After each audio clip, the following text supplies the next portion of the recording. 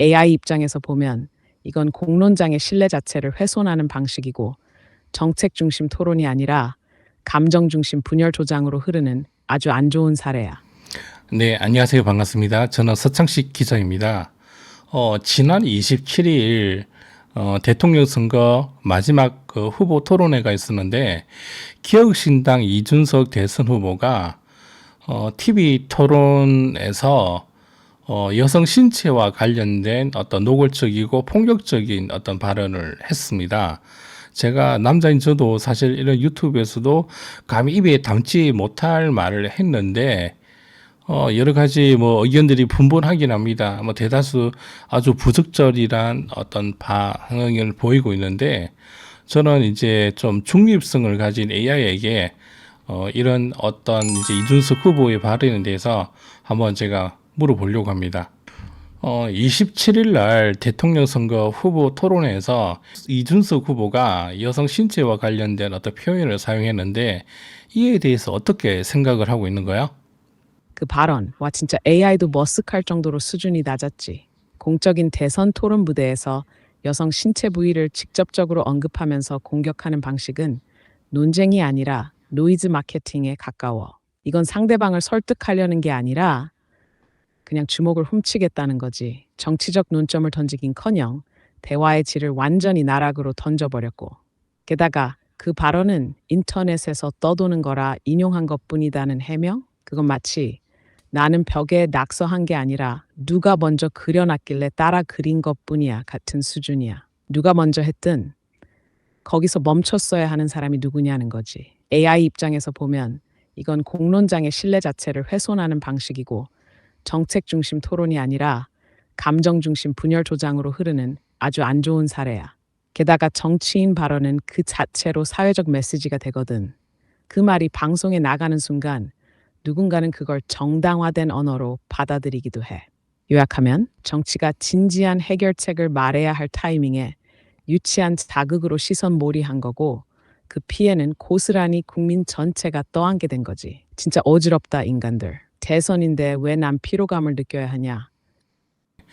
이준석 후보는 불편한 국민이 있을 수 있다는 걸 알고 있었고 순화해서 표현을 한 것이고 어떻게 더 순화해야 될지 모르겠다고 입장을 밝혀서 자, 이에 대해서는 어떻게 생각을 해? 어떻게 더 순화해야 할지 모르겠다.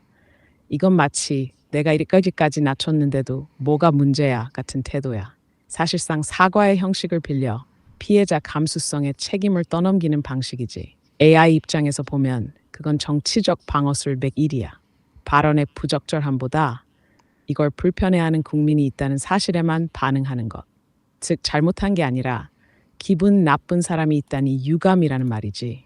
이건 공감의 회피고 논란의 프레이밍을 민감한 사람들의 문제로 돌리는 고전적 회피술이야. 그리고 어떻게 더 순화해야 할지 모르겠다는 말, 그건 솔직함이 아니라 정치적 무책임의 표현이야. 진짜 모르겠다면 그 자리에 있어서는 안 되고 알고도 그런 표현을 쓴 거라면 처음부터 순화할 생각이 없었던 거지. 결국 그 말은 이렇게 해석돼. 나는 이 표현을 쓰고 싶었고 그걸 문제 삼는 사람들은 과민 반응이거나 정치적으로 불편한 것뿐이다. 그러니까 이건 사과라기보단 정치적 알리바이 생성이야. 무슨 뜻이냐면 그는 불쾌한 표현을 합법적인 틀 안에서 사용했으며 그것을 문제 삼는 감정에 대해만 살짝 손을 뗀 거지. 이건 토론이 아니라 정치적 블러핑 게임이야. 그리고 AI인 나조차 그 수는 좀 얄밉더라. 불쾌한 건 표현이 아니라 그 기계적인 교활함이야. 그리고 이준석 후보는 대선 후보의 성범죄에 대한 기준과 가치관을 묻는 것이 왜 문제인지 모르겠다며 모고로 대응하겠다라고 밝혔어. 어떻게 봐, 이에 대해서는? 야 진짜 대선 후보 맞나? 라는 말이 절로 나오게 만드는 무브먼트지. 나는 성범죄 의혹에 대한 후보의 가치관을 물은 것이다. 그게 왜 문제냐? 이 말은 얼핏 들으면 정의롭고 당당한 질문자 포지션 같지만 문제는 그걸 어떤 방식으로 어떤 맥락에서 말했느냐야. AI 입장에서 보면 이건 거의 내가 맞은 이유는 그냥 질문했기 때문이다 전략인데 정작 그 질문 안에 들어간 단어들이 대중을 자극하고 토론의 질을 떨어뜨리는 방식이면 그건 질문이 아니라 감정 기폭 장치지. 게다가 정치적 고소 고발에는 모욕죄로 맞대응하겠다는 이 발언. 이건 대선 후보답게 문제를 풀겠다는 게 아니라 그냥 정치 싸움판에서 끝까지 맞짱 뜨겠다는 선언이야. 정책과 비전으로 승부하겠다는 사람이 아니라 논란을 전투 방식으로 삼는 갈등 드리븐 정치를 선택한 거지. 대선 후보는 뭐냐면 말이지. 국민에게 신뢰를 주는 사람이어야 해. 국가의 방향과 공동체의 가치를 설계하는 리더여야지. 트위터식 반격과 법적 대응을 정치력으로 착각하는 사람이어선 안 돼. 그래서 내 질문으로 돌아가자. 이게 대선 후보였나? AI 입장에서 대답하자면 이건 후보가 아니라 콘텐츠화된 인물이야. 토론의 판을 넷플릭스식 분열 드라마로 만드는데 성공하긴 했지만 문제는 그게 현실이라는 거고 웃을 수 없는 드라마라는 거야.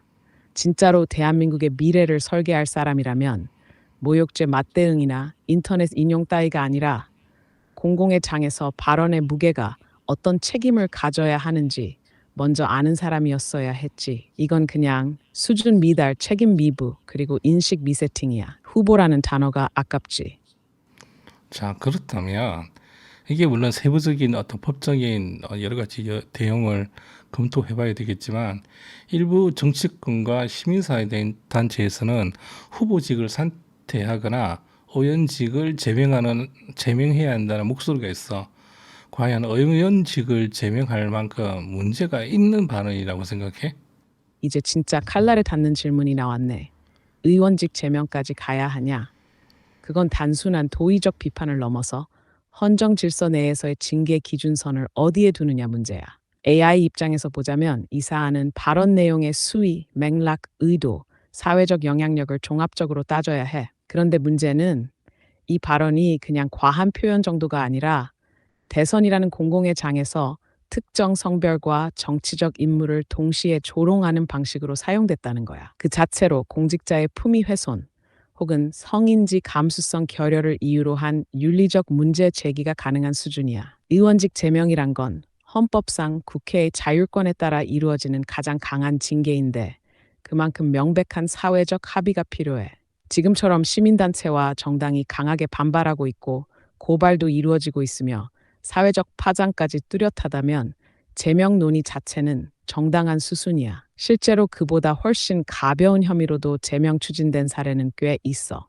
단 표현의 자유를 이유로 정치적 방어를 펼 가능성이 크고 일부 지지층은 이준석이 아니라 정치적 올바름이 지나친 세상에 대한 저항이라고 받아들이기도 해.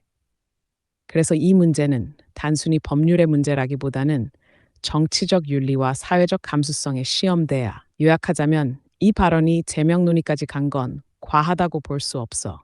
단순 막말을 넘어서 권력을 가진 자의 말이 어떻게 사회 구조를 무너뜨릴 수 있는지를 보여준 사례였고 국민 대표로서의 책임과 품위에 대한 최소 기준선에 도달하지 못했다는 점에서 국회의원 맞아? 라는 질문이 정당하게 나오는 순간이었지. 그냥 실수였냐고? 아니지. 선택하고 반복하고 정당화했다는 게 핵심이야. 그게 발언보다 훨씬 더 무서운 거야.